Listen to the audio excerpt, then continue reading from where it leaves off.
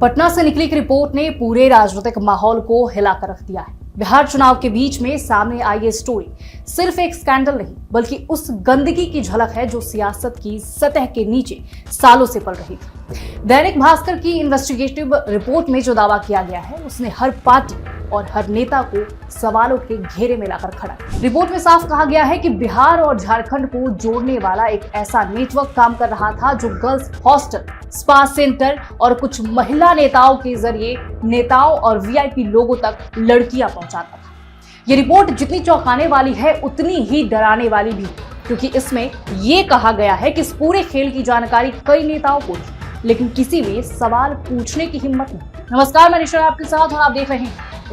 कहानी की शुरुआत जून 2025 से हुई, जब मुजफ्फरपुर में जीतनराम मांझी की पार्टी के युवा मोर्चा के अध्यक्ष और उनकी पत्नी को पुलिस ने एक हाई प्रोफाइल सेक्स रैकेट में गिरफ्तार किया। वहीं से शुरू हुआ वो धागा जो सीधा पटना और झारखंड तक पहुंच गया। भास्कर की टीम ने महीनों तक इस नेटवर्क की तहकीकात की और आखिरकार उनकी अंडरकवर रिपोर्ट में झारखंड की एक बीजेपी नेता का नाम सामने आया जो कथित तौर पर इस नेटवर्क की अहम कड़ी बताई जा रही है। रिपोर्ट में दावा किया गया कि ये नेता न सिर्फ बिहार चुनाव में सक्रिय थी बल्कि अपने नेटवर्क के जरिए राज्यों के बीच गर्ल्स सप्लाई करने का काम भी किया करती थी। उसने खुद कैमरे पर कहा, मैं नेताओं का टेस्ट जानती हूँ, वो ग्लैमर वाली लड़कियां चाहते हैं, कोई सिंगल तो कोई डबल एंजॉय करता है। कभी कभी तो एक ही लड़की से दो नेता लग जाते हैं। ऐसे नेता भी हैं जो पैसा देकर भी सेक्स नहीं करते, इसलिए हम लोग टेस्ट के हिसाब से लड़कियां भेजते हैं। आप तो कैंडिडेट सेट कीजिए, हाई प्रोफाइल लड़कियों से टेस्ट कराने की जिम्मेदारी हमारी। बिहार चुनाव में केंद्रीय नेतृत्व ने बड़ी जिम्मेदारी दी है, इससे काम आसान हो जाएगा। हर तरफ अपना जलवा है, हर पार्टी में अपने लोग हैं, इसलिए मेरी साइड से आप निश्चिंत रहिए, हमसे कोई सवाल नहीं कर सकता। पार्टी के विधायकों को भी पता है, लेकिन पूछने की हिम्मत किसी में नहीं। अपनी छवि भी तो उनको बचानी है, इसलिए बड़ा अलर्ट होकर सारा काम किया जाता है। आप मुझे सामान्य लीडर मत समझिए, कई बड़े नेता हमारे संपर्क में हैं, तो ये पूरा बयान जो आपने सुना वो भास्कर के कैमरे पर रिकॉर्ड हुआ। ये शब्द है बीजेपी लीडर फूल जोशी के, जो झारखंड में पार्टी की अनुसूचित जाति मोर्चा की प्रदेश मंत्री। केंद्रीय नेतृत्व के आदेश पर वो बिहार विधानसभा चुनाव में जय भाजपा विजय भाजपा अभियान चला रही। ये मामला सिर्फ एक सनसनी नहीं, ये एक पैटर्न है। आपको याद होगा जब 2018 में मुजफ्फरपुर बालिका गृह कांड सामने आया था, जहां 34 बच्चियों के साथ महीनों तक शोषण और पूरा सिस्टम देखता रहा। वही पैटर्न अब फिर दिख रहा है, बस चेहरा बदला है, जगह बदली है, लेकिन दर्द वही है। अब जरा आंकड़ों पर नजर। एनसीआरबी के डेटा के मुताबिक बिहार में पिछले 5 सालों में महिलाओं के खिलाफ अपराधों में लगातार बढ़ोतरी। 2019 में जहां 16,000 से ज्यादा मामले दर्ज हुए थे, वहीं 2023 में संख्या बढ़कर 20,000 के पार पहुंच गई। इनमें सबसे ज्यादा केस क्रूरता, यौन उत्पीड़न और मानव तस्करी से जुड़े, यानी कानून सख्त हुआ लेकिन जमीनी असर लगभग शून्य। और जब सिस्टम कमजोर पड़ता है तो ऐसे रैकेट फलते फूलते। अब जो स्टिंग सामने आया है, ऑपरेशन हुआ है, उसमें सबसे चौंकाने वाली बात यह है कि सप्लायर खुद एक महिला है। वो कहती है सब जानते हैं, विधायक तक जानते हैं, पर कोई नहीं बोलता। मतलब साफ है, बात डर की नहीं संरक्षण की है, क्योंकि अगर ये काम किसी छोटे मोटे नेटवर्क का होता तो पुलिस अब तक दरवाजा तोड़ चुकी होती। लेकिन यहाँ 4 दिन हो गए, कोई गिरफ्तारी नहीं, बस जांच के नाम पर चुप्पी, और यही चुप्पी सबसे बड़ा अपराध है और जो उजागर करता है यहाँ के अपराध। रिपोर्ट के मुताबिक भास्कर की टीम ने पहले मुजफ्फरपुर से इनपुट इकट्ठा किया और फिर पटना की ओर बढ़ी। उन्होंने पटना के 12 से ज्यादा गर्ल्स हॉस्टल की रेकी की और आखिरकार 4 हॉस्टल ऐसे मिले जिनका लिंक सीधे झारखंड नेटवर्क से जुड़ता दिखा। इनमें से एक हॉस्टल एएन कॉलेज के पास था। यहाँ धनबाद की रहने वाली मिस्टी वार्डन है, जो भाजपा की महिला नेता फूल जोशी के नेटवर्क की बड़ी कड़ी। पड़ताल के दौरान मिस्टी का कनेक्शन स्पा सेंटर से मिला और जिसने झारखंड के उस बीजेपी नेता के साथ मिलकर पूरे नेटवर्क को मैनेज करने का काम संभाला हुआ। रिपोर्ट के मुताबिक इस महिला का कनेक्शन कई स्पा सेंटर से भी था, वहीं से ये पूरा सिस्टम चलता था। वहीं रिपोर्टर ने खुद को एक एजेंट बताकर इस नेटवर्क से जुड़ने की कोशिश की। धीरे धीरे उन्होंने भरोसा जीता और फिर उन्हें इस पूरे रैकेट का अंदरूनी चेहरा दिखा। रिपोर्ट के अनुसार एक एजेंट ने खुद रिपोर्टर को उस महिला नेता से मिलवाया जो चुनाव के वक्त पार्टी के लिए कैंपेन भी कर रही थी। उन्होंने दावा किया कि हर राज्य में नेटवर्क फैला हुआ है, बिहार, झारखंड, यहाँ तक कि जयपुर और देवघर तक लड़कियां भेजी जाती हैं। पैसे के हिसाब से सब कुछ तय होता है।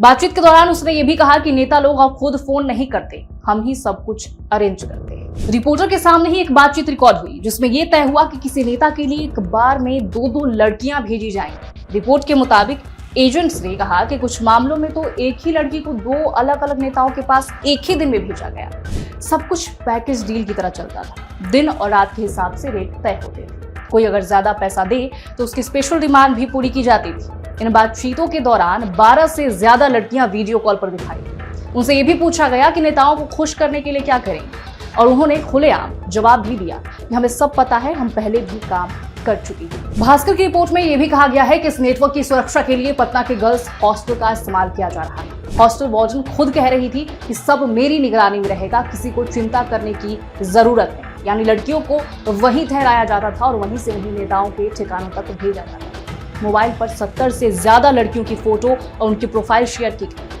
इनमें झारखंड, यूपी, एमपी, दिल्ली, छत्तीसगढ़ और नेपाल तक की लड़कियां शामिल थी। ये नेटवर्क कितना बड़ा था, इसका अंदाजा इससे लगाया जा सकता है कि हर बातचीत में नए नाम, नई जगहें और नए डील्स जुड़े।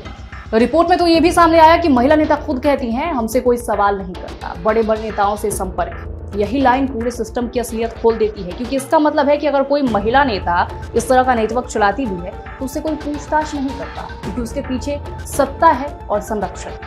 ऊपर से वो महिला। यही कारण है कि रिपोर्ट आने के बाद भी अब तक किसी बड़ी गिरफ्तारी या सख्त कार्रवाई की खबर सामने नहीं आई। अब बड़ा सवाल यही है कि अगर रिपोर्ट के दावे सही हैं तो आखिर इतनी बड़ी गतिविधियां बिना राजनीतिक संरक्षण के कैसे चल सकती है?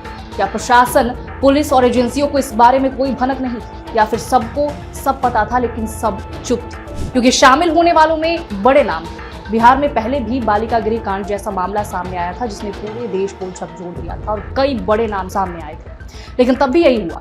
कुछ लोगों की गिरफ्तारी हुई, थोड़ी देर हंगामा मचा और फिर सब कुछ शांत। ये नया मामला उसी पुराने दर्द की याद दिला रहा है। अगर इस रिपोर्ट को राजनीतिक नजरिए से देखें तो समय भी बहुत अहम है। बिहार चुनाव के बीच में इस तरह की खबर सामने आने का मतलब है कि ये किसी न किसी पार्टी के लिए नुकसानदायक साबित तो हो ही सकती है। जनता अब सिर्फ विकास या जातीय समीकरण नहीं देख रही, वो अब नेताओं की नैतिकता पर भी सवाल उठा रही है। भले ही रिपोर्ट में किसी एक पार्टी का नाम ज्यादा बार आया हो, लेकिन इसका असर पूरे सियासी वर्ग पर पड़ेगा, क्योंकि लोगों के मन में ये बैठ चुका है कि अगर सत्ताधारी दल के कुछ चेहरे इस गंदे नेटवर्क से जुड़े हैं तो विपक्ष भी इससे अछूता नहीं होगा। अब बात आती है कार्रवाई की। पत्रकारों का काम है सवाल उठाना, सजा देना नहीं, लेकिन जब सवाल इतने गंभीर हो तो जवाब भी ईमानदारी से आने चाहिए।